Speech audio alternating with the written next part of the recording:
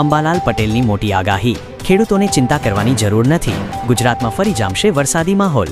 ગુજરાતમાં છેલ્લા કેટલાક દિવસોથી વરસાદ ખેંચાતા ધરતીપુત્રો ચિંતામાં મુકાયા છે, ત્યારે હવામાન નિષ્ણાંત અંબાલાલ પટેલે ખેડૂતોને મોટી રાહત આપતી આગાહી કરી છે। તેમણે જણાવ્યું છે કે રાજ્યમાં ટૂંક સમયમાં જ વરસાદનો બીજો રાઉન્ડ શરૂ થશે।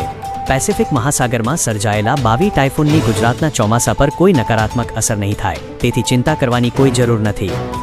ક્યારે અને ક્યાં પડશે ભારે વરસાદ? અંબાલાલ પટેલના જણાવ્યા અનુસાર આગામી દિવસોમાં વરસાદી સિસ્ટમ ફરી સક્રિય થઈ રહી છે। જાણીએ કઈ તારીખે કયા વિસ્તારોમાં મેઘમહેર થશે। 13-16 જુલાઈ રાજ્યના વિવિધ વિસ્તારોમાં વરસાદની ધમાકેદાર એન્ટ્રી થશે। 22 જુલાઈ દક્ષિણ ગુજરાતના જિલ્લાઓમાં ભારેથી અતિભારે વરસાદની સંભાવના। 27-30 જુલાઈ સૌરાષ્ટ્રના પંથકોમાં મેઘરાજા રૌદ્ર સ્વરૂપ બતાવી શકે છે। ઉત્તર ગુજરાત, સાબરકાંઠા, બનાસકાંઠા અને અરવલ્લી જિલ્લામાં પણ ભારે વરસાદની આગાહી કરવામાં આવી છે। ઓગસ્ટની શરૂઆતમાં પણ ધબકબાટી। અંબાલાલ પટેલે જણાવ્યું છે કે ઓગસ્ટ મહિનાની શરૂઆતમાં પણ રાજ્યમાં અણધાર્યો અને સારો વરસાદ વરસી શકે છે। શા માટે વરસાદ ધીમો પડ્યો હતો? વરસાદની ગતિ ધીમી પડવા પાછળનું કારણ જણાવતા તેમણે ઉમેર્યું કે છેલ્લા કેટલાક દિવસોથી અરબ સાગરમાં ચોમાસું આગળ વધવા માટે જરૂરી ભેજ અને વરસાદી સિસ્ટમ સક્રિય થઈ નહોતી।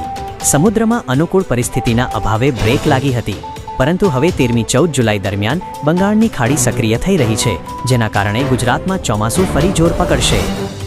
બાવી ટાઇફૂનની નહીં થાય કોઈ અસર। હાલમાં પેસિફિક મહાસાગરમાં સક્રિય થયેલું બાવી ટાઇફૂન ચીન તરફ ફંટાઈ રહ્યું છે।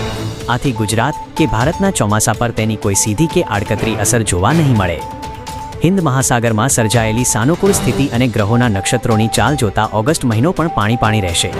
આ ઉપરાંત રથયાત્રાના પવિત્ર દિવસે પણ કેટલાક વિસ્તારોમાં વરસાદી છાંટા પડવાની સંભાવના છે। હવામાન વિભાગ એ પણ આપી રાહત। બીજી તરફ ભારતીય હવામાન વિભાગ એ પણ અંબાલાલ પટેલની વાત પર મહોર મારતા સ્પષ્ટ કર્યું છે કે બાવી ટાઇફૂનથી ગભરાવાની જરૂર નથી।